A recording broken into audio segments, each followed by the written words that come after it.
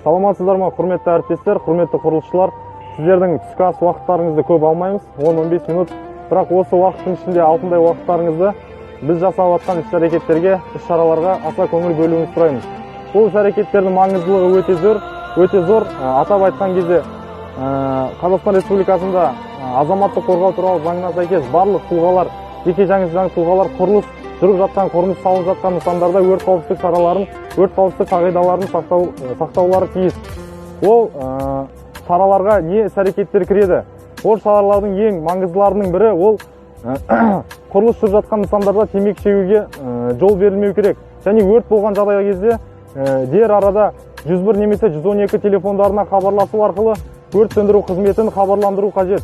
Өрт оқиғасын байқаған жағдайда алғашқы өрт сөндіру құралдары мен өртті сөндіруге іс-әрекеттерді шұғыл арада жасау керек. Сондай-ақ өздеріңіз құрылыс жасап жатқан участоктерде тез жанғыш сұйықтықтарды, яғни ЛВЖ және ГЖ сұйықтықтарын сақтауға жол берілмейді. Бұған өте қатты назар аударуларыңызды сұрамаймыз.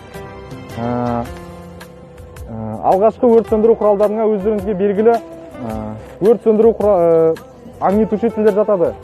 Қазір сіздерге қызметкерлер огнетушителдің қандай жұмыс істеу керек екенін көрсетеді. Болғандықтан ең бірінші өрт болған кезде бұл алғашқы өрт сөндіру құралы болып табылады. Бұның негізгі 3 түрі болады. Яғни көбікті, ұнтақты және көмір қышқылды. Бұның түрі бұл ОТ-5 деп аталады.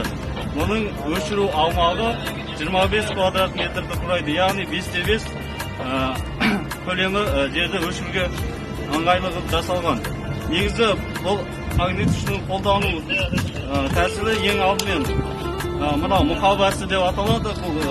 Бұны суыру арқылы және арақашықтық 1,5-2 метр арақашықтықта мынау жүдігі тіке бағытта ұстайсыздар және қозғалтып қолдануға болмайды. Қазақстан Республикасы Президентінің 2018 жылғы 29 қыркүйектегі Түркістан қаласын түркі елдерінің мәдени орталығы ретінде дамыту жоспарының тұжырымдамасын мақұлдау туралы нөмір 762 жарлығына сәйкес сыртқы келбеті ескі нысандардың сыртқы сипатын сақтай отырып, жаңа құрылыстарды жүргізудегі үйлесімді, заманауи үйлесімді сақталуы қамтылуда.